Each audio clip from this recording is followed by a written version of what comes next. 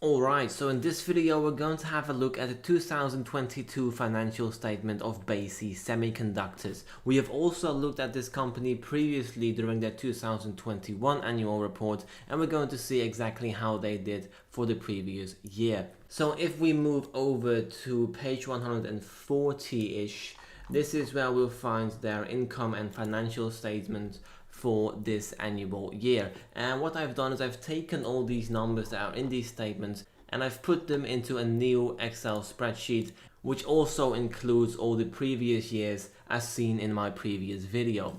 So let's actually, before we take a look at this, let's have a look over the 2021 results and see exactly what we expected Besi to do. So in 2021, they saw an astronomical increase in their revenue and EBITDA and an astronomical increase in their cash flow. They had an average EBITDA growth for the past 10 years of 36% and an average free cash flow growth of about 22%, which are both absolutely massive numbers. However, for our predictions, we did not expect them to grow as much because the semiconductor business, which is quite a cyclical business, was expected to go into a downturn. So therefore, we expected an EBITDA growth of 10% for the next year for both their EBITDA and their free cash flow.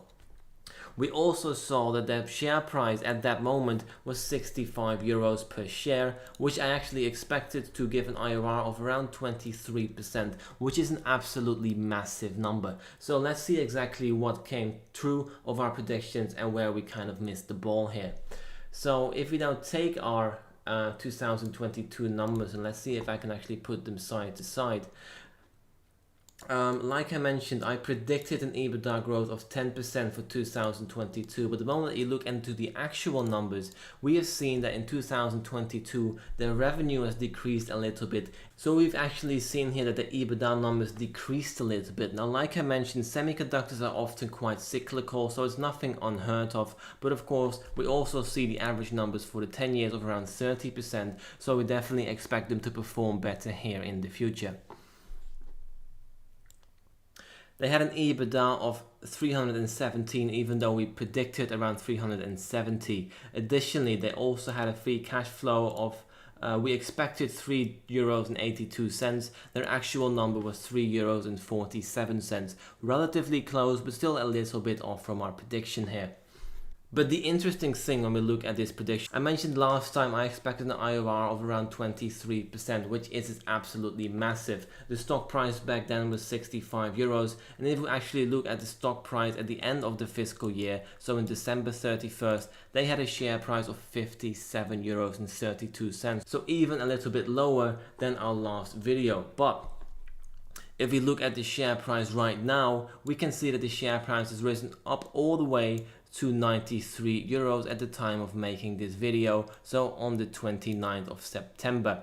For this video, I'm going to give a slightly adjusted projection here for Besi Semiconductors. In 2022, they saw no increase in revenue or EBITDA numbers.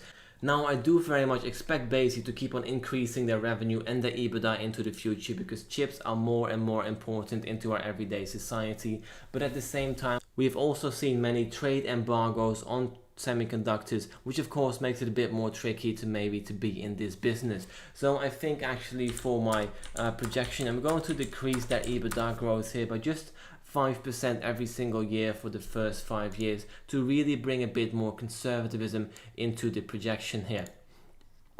I'm also going to attach a multiple of 13 times. I'm actually going to increase this to 14 times. Last time it was 13. This year I'm going to say 14 because as we have seen for the past 4 years, they are definitely well above that. And I think it very much merits an adjustment of our projection here as well. This gives me an average share price 10 years from now, so for 2032 now, of 265 euros and 39 cents. For their free cash flow method, I expect a stock price 10 years from now of around 195 euros and 89 cents.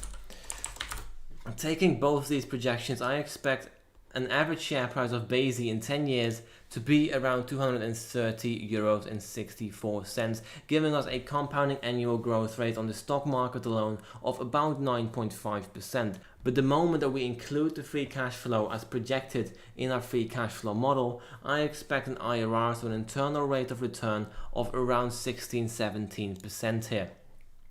Last year's prediction gave me 23%, so I definitely think that the share price has gone closer to the actual intrinsic value, but there is still a bit of leeway to be had. I think even right now Besi is still a relatively good buy for your portfolio if you're still missing a semiconductor business for your diversified portfolio.